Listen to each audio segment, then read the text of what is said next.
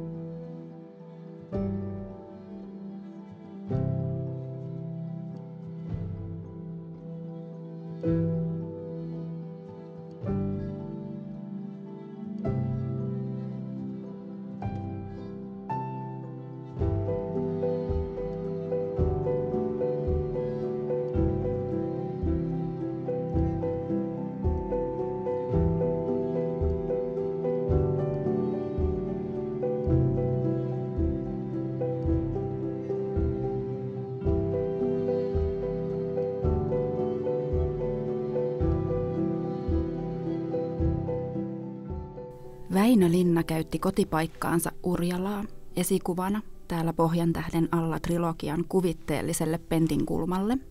Niin kuinka paljon Pentinkulmassa on todellista Urjalaa ja sen elämää? Joo, kyllä se Linnan niin kuin mielessä oli, kun hän kirjoitti sitä romaania ja hän palautti vanhoja muistoja mieleen. Ehkä sanoisi niin, että siellä ennen kaikkea on tämmöisiä yksittäisiä henkilöhahmoja, siis heidän tyyppejään, ei niin kuin sinä realistisesti, että hän kuvaisi sitä ikään kuin historiallisesti. Ja sitten niitä tunnelmia, mitä hän on kokenut lapsena siellä. Että se on sillä tavalla kyllä niin kuin Urjalan ja Linnan kotikylän historiaa, mutta se on aika kauas sitten tullut siitä, koska hän kirjoitti sen paljon myöhemmin. Ja siihen vaikutti monet muutkin asiat kuin tämä vanhat muistikuvat sieltä kotiseudusta. Että se, mitä oli lukenut elämänsä aikana, sieltä tuli aineksia siihen Pentinkulmaan. Ja myöskin ne kaikki kokemukset, mitä hän koki sodassa, sodan jälkeen, nekin heijastuu siihen maisemaan ja miljööseen. Että ei se mitenkään puhtaasti ole Urjalan kuva. Siis hän ei kirjoittanut Urjalaa maailmankartalle, voi sanoa, mutta se ilman muuta se oli hänelle niin tuttu maisema ja tuttu tausta. Ja hän piti siitä kyllä ja niistä ihmisistä ja niistä muistoistaan. Mutta noin yleisesti ottaen niin se kirja kyllä syntyi sitten ihan itsenäisenä ja ilman sitä kiinteätä sidettä sinne Urjalaan.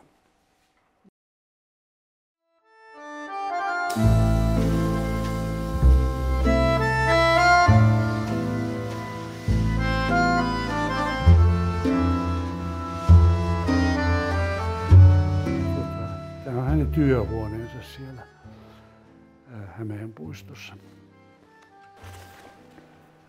Joo, siinä on isä.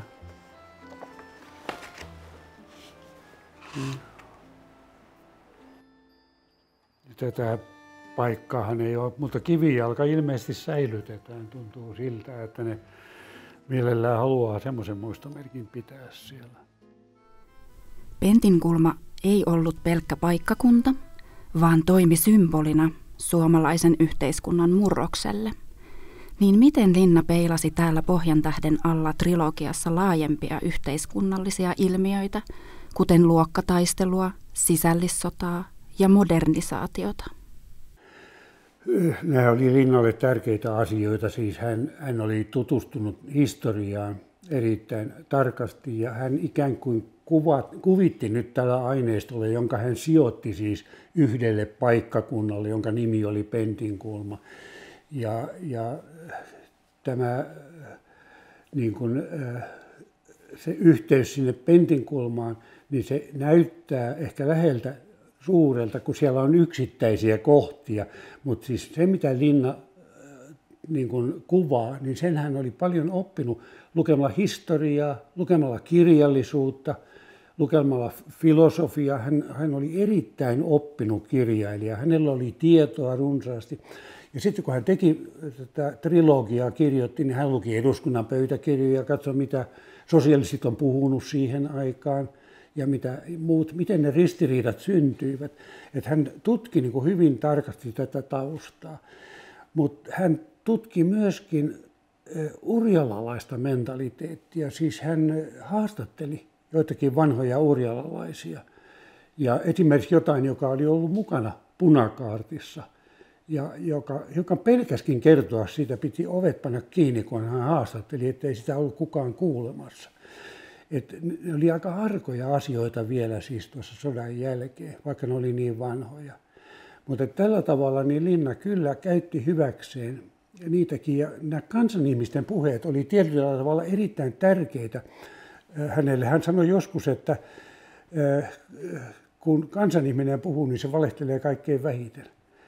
Ja mä luulen, että Linna tarkoitti sillä, että sivistyneistä oli tämmöisiä opittuja käsityksiä, mitä historia on, mitä oli oppikirjoista ja muualta opittu, ja ne välttämättä ei pitänyt paikkaansa. Siis ne oli tämmöistä yleistä kansallista niin kuin kaanonia, että näin meillä on upea historia ja niin edelleen.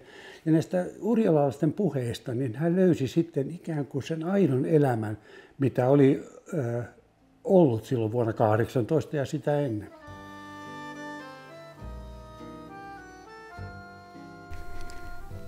Linna nosti Pohjantähden kautta julkiseen keskusteluun myös sisällissodan vähemmän tunnettua historiaa. Mikä sen merkitys on ollut silloin aikanaan ja mikä sen merkitys on tänä päivänä? Kyllä se oli tavattoman tärkeä, siis se käänsi tavallaan näkyviin historian sen toisen puolen, josta oli vaiettu. Ja tämä tietysti se herätti vastarintaa myöskin. Esimerkiksi monet historian professorit oli sitä mieltä, että Linna kuvaa väärin Suomen historiaa. Mutta mun käsitykseni on kyllä ihan toinen. Että hän kuvaa sitä sillä lailla elävöittäen ja ihmisten tasolta. Siis ihan tuolta ruohonjuuritasolta, miten sitä koettiin. Ja hän on ymmärtänyt erittäin hyvin. Mutta mitenkä se tänään sitten näkyisi, niinkö? Voisi sanoa yleisemmällä tasolla, että Linna on opettanut sitä, että ei kannata kaikkea uskoa, mitä meille esitetään. On paljon semmoista niin kuin puhetta suomalaisten sotilaskunnosta, kaikesta tämmöisestä hienosta.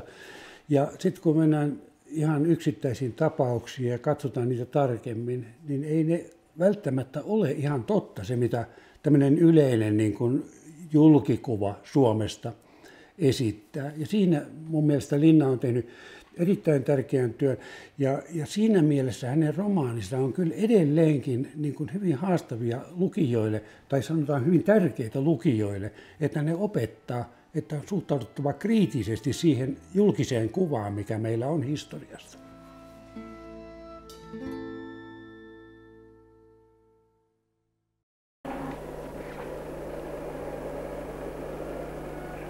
Täällä Honkolan BPK-talolla minä olen suorittanut ensimmäisen julkisen esiintymiseni. Lausuin runon äitienpäivän juhlassa. Muuta minä en siitä juuri muista kuin suuren esiintymiskuumeen. Täällä minä olin myös pyrkimässä rippikouluun siihen aikaan. Oli tämmöinen pyrkimystilaisuus. Ja minä muistan kirkkoherra Koivulaisen puheesta erikoisesti kohdan, jossa hän sanoi, että nykyään on pyritty tieteellä korvaamaan uskonto. Että ihmiset kuvittelevat tietävänsä kaikki. Esimerkiksi ylioppilaat usein kuvittelevat tietävänsä kaikki, mutta ei ihminen tiedä kaikkia, eivät ylioppilaatkaan tiedä kaikkia. Ja tämän repliikin minä pistin Pohjantähteen.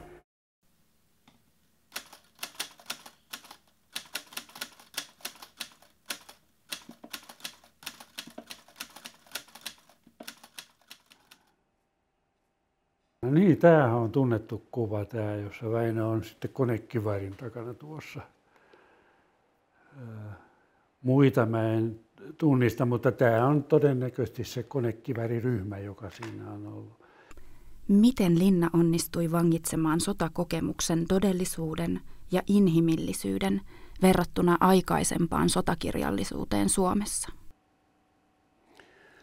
Kyllä siis oli realistisempi kuva kuin aikaisemmassa sotakirjallisuudessa, mutta tämä Linnan suhde aikaisempaan sotakirjallisuuteen, niin se on nyt ihan ydinkohta tässä. Siis se näkyy Tuntemattomassa sotilaassa ja voisi sanoa, että Linna kirjoittaa sen uusiksi. Hän kritisoi sitä. Hän ei kritisoi niinkään siis esimerkiksi upseereita tai propagandisteja sodassa, vaan nimenomaan sitä vanhaa kuvaa, joka meillä oli olemassa. Jos lukee Tuntemattoman sotilaan ensimmäiset sivut, niin nehän on siis tietyllä tavalla ironisia, että näin meille on kerrottu ja näin se on opetettu kansakoulussa ja niin edelleen. Ja koko tämä uudelleenkirjoitus, niin se kulkee läpi koko sen romaanin. Että se tietyllä tavalla, jos Linna jotain kritisoi, niin hän kritisoi vanhan sotakirjallisuuden antavaa kuvaa suomalaisesta ja Suomen urhoollista armeijasta ja kaikesta tämmöisestä. Siis se oli kasvanut aivan niin kuin mahtaviin mittoihin. Ja tärkein niin kuin arvostelun kohdehan Linnalla oli Runeberg ja Runebergin kertomukset Suomen sodasta, joka oli siis kaikille suomalaisille tuttu. Sitä luettiin kansakoulussa kaikkialla. Ja se ikään kuin loi sen pohjan, joka loi tämmöisen sankarimyytin, että suomalaiset on suuria sankareita. Siis jos nyt oikein tiivistää, niin se oli siis tämmöinen ajattelu, että yksi suomalainen vastaa 10 ryssää. Ja Linna halusi tämän niin kuin uudistaa tämän käsityksen. Ja voisi sanoa, että tämä Linnan romaani ei se niinkään ole siis vanhojen asenteiden tai sanotaan nyt konservatiivisen ajattelun kritiikkiä, vaan se oli vanhan sotakirjallisuuden kritiikkiä. Se oli keskeinen tässä Linnan Tuntemattomassa sotilaassa. Ja se loukkasi myöskin niitä lukijoita sitten, jotka oli lukenut tarkoin Runeberginsä ja kaiken muun. He katsoivat, että nyt tämä on pyhäin häväistys ja se reaktiohan oli sitten vähän semmoinen, siis esimerkiksi Helsingissä niin upseerit kokoontui Katajanokan kasinolle keskustelemaan, tekemään yhteistä julkislausumaa Tuntemattomasta sotilasta vastaan. Ja siellä oli iso kokous, paljon väkeä paikalla ja pitkä keskustelu. Ja vähitellen ne upseerit yksi ja toinen totesi, että on se sentään aika hyvä romaani. Ja sillä tavalla mitään julkilausumaa ei saatu aikaan. Mutta se oli aika jyrkkä se muuri, mitä vastaan Tuntematon sotilas siinä vaiheessa niin kuin kääntyi.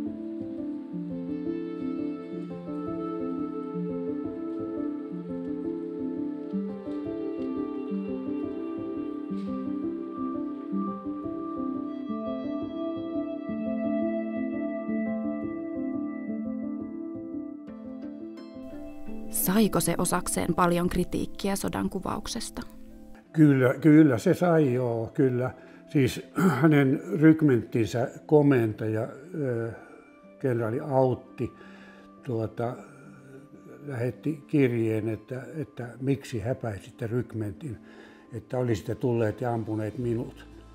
Ja Linna kutsui sitten Autin ja sitten siinä oli muistaakseni, olikohan siinä kenraali Airo mukana, kahville Tampereelle ja sitten kahvin ja konjakkilasin äärissä selvitettiin tätä asiaa ja Linna sitten kertoi, että ei se autti niin kuin kokonaan sitä mielipidettään muuttanut, mutta kuitenkin siis jonkinlaiseen sovintoon siinä päästiin siitä asiasta.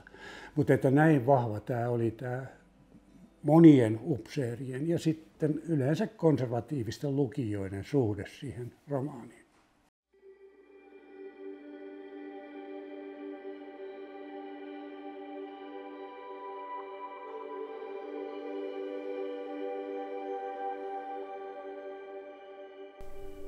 Toimiko Linnan oma sotakokemus peilinä, kun hän kirjoitti Tuntematonta? Kyllä se selvä on, että siis se, että Linna oli sodassa, niin se on ihan ehdoton edellytys tälle kirjalle. Siinä on paljon semmoista, mitä Linna on siellä kokenut, mutta hän ei niin kuin jäljennä sitä oikeastaan sitä omaa sotahistoriaansa. Esimerkiksi siellä sota-aikana niin se hänen joukko-osastonsa, niin ne miehet vaihtui jatkuvasti. Ei siellä ollut semmoista kiinteitä porukkaa niin kuin tässä romaanissa. Romaanissa on pakko olla semmoinen. Niin siellä miehistö vaihtoi ja upseeristo vaihtoi vielä useammin. Että se oli tämmöinen muuttuva, että Linna niin kuin kokosi sen romaaniksi siinä oli sitten ehkä muutakin semmoista, mikä niin kuin vasta sodan jälkeen syntyi. Siis sodan jälkeenhän oli tämmöinen sodan muistelu, oli miesten keskuudessa hyvin yleistä. Ja Linnalla myöskin Finlaysonin tehtaalla, niin siellä kaveriporukka niin kertoi näitä sotajuttuja. Ja Linna oli yksi mukana, joka kertoi näistä. Ja ne oli hyviä juttuja. Ne ei niin kuin noussut milleen yleisemmälle tasolle. Ne oli tavallaan niin kuin, ei nyt voi sanoa anekdooteiksi, koska ne oli sodasta, mutta ne oli semmoisia yksittäisiä kokemuksia. Ja se varmasti oli yksi tekijä, joka viritti sitten Linnaa tähän, että hän voisi kirjoittaa sodasta. Sehän ei heti sodan jälkeen alkanut. Hän kirjoitti 2 muuta romaania, joilla ei ollut sodan kanssa mitään tekemistä.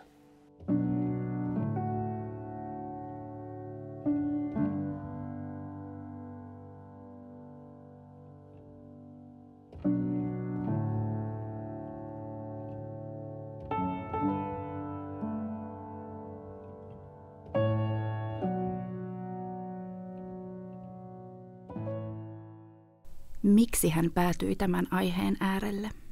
Mä luulen, että siinä tärkeä syy oli se, ei niinkään se, että hän halusi olla sotahistorioitsija, vaan hän halusi kirjoittaa vastaan tätä vanhaa sotakirjojen perinnettä.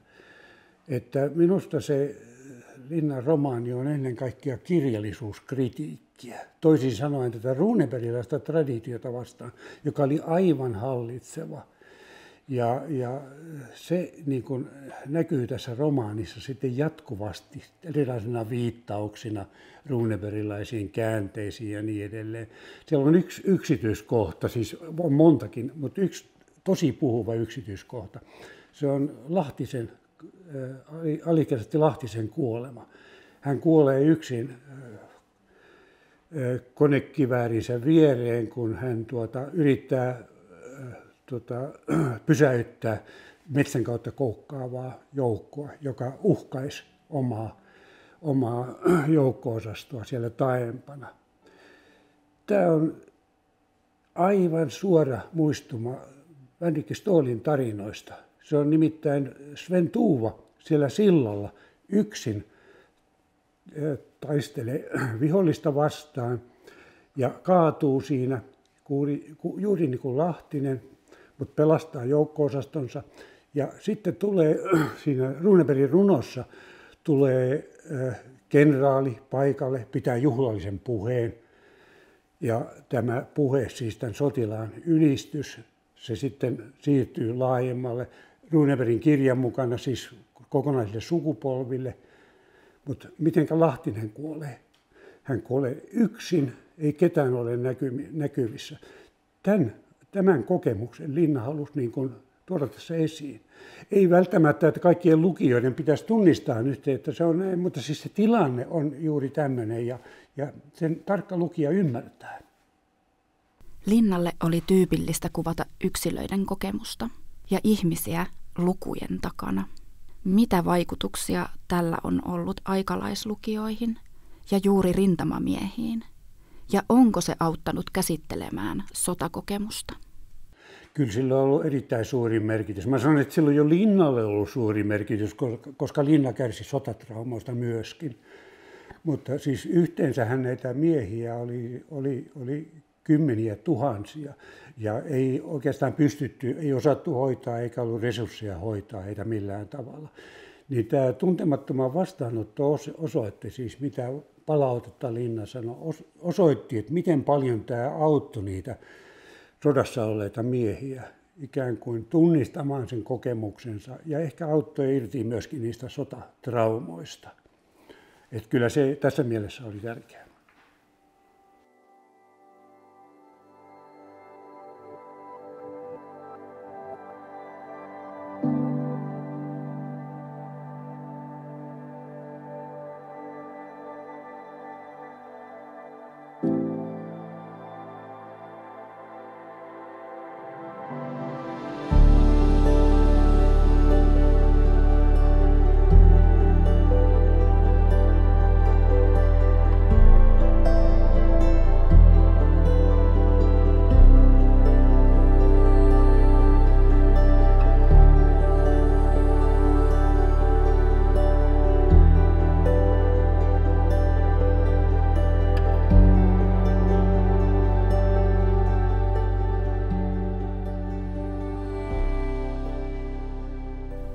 Voiko ajatella, että Linnan teokset toimivat siltana silloin eläneiden aikalaisten ja nykysukupolvien välillä?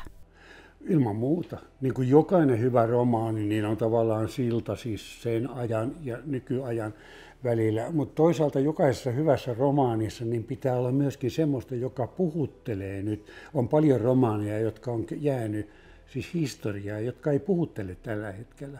Ja kyllä Linnan romaani puhuttelee ei pelkästään sen sodan kuvauksen takia, vaan juuri miten kuvaa ihmistä ja ihmisen pelkoja, ihmisen toiveita ja kaikkea tämän tapaista asiaa. Siinä mielessä se on kyllä jatkuvasti ajankohtainen kirja. Voivatko Tuntematon sotilas ja Täällä Pohjantähden alla -trilogia antaa meille työkaluja siihen, että me voitaisiin ymmärtää vaikeita yhteiskunnallisia kehityskulkuja? Ilman muuta. Se opettaa siis myöskin tämmöistä niin kuin yhteiskunnallisten asioiden käsittelyä. Ajatellaan nyt Pohjantähdessä jotain Janne Kivivuorta, joka on työväenyhdistyksen sihteeri ja hyvin ahtaalla siis sen ajan yhteiskunnassa. Niin miten hän toimii, miten hän välittää, toimii erittäin tehokkaasti, ottaa yhteyksiä eri taholle. Hän on siis erittäin hyvä tämmöinen toimija. Ja juuri tämän tapaista ajattelua, ei siis sosiaalidemokratiaa, vaan yhteiskunnasta toimintaa, niin Linna opettaa siinä kirjassa. Mitkä Linnan teosten teemat ovat ajankohtaisia tänä päivänä? Joo, toi on hyvä ja askarruttava kysymys. Kyllä se on mun mielestä se, että meidän pitää koko ajan suhtautua kriittisesti siihen, mitä meille kerrotaan tässä yhteiskunnassa ja maailmassa, niin kuin Linnakin teki. Siis Linna ei tyytynyt siihen, mikä kuva oli annettu Suomen sodista, suomalaista sotilaasta ja niin edelleen, vaan hän kirjoitti niin kuin protestin sitä vastaan. Että tämmöinen rohkeus, kyllä sitä tarvitaan tälläkin hetkellä.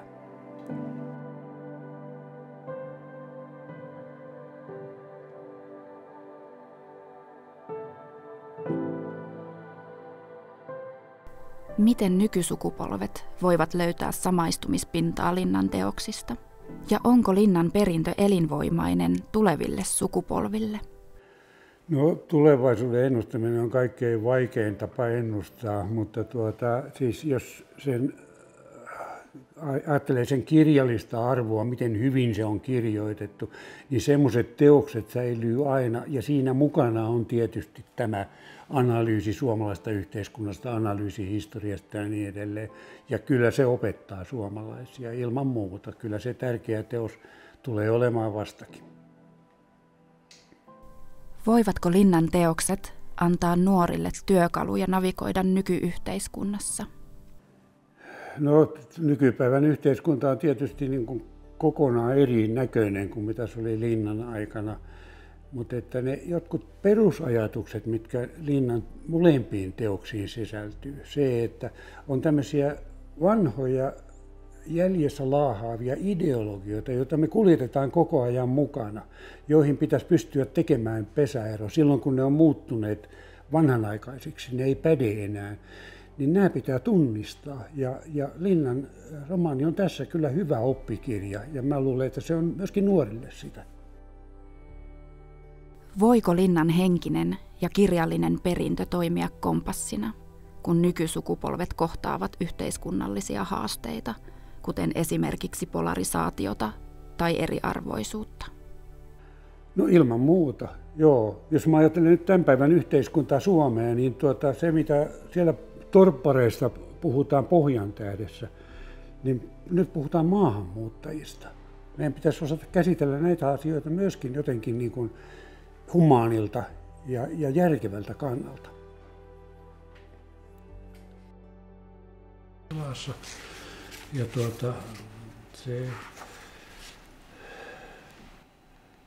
se tuo niin kuin sen tapahtumat nykyaikaan asti.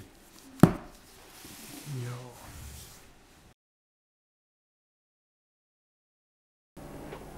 Tällä joellahan oli keväisin uittoja ja täältä minä olen saanut erään repliikin tuntemattomaan sotilaaseen sen, kun Lehto huutaa ryhmälleen, ettekö te saatanan naattikorvat kuule.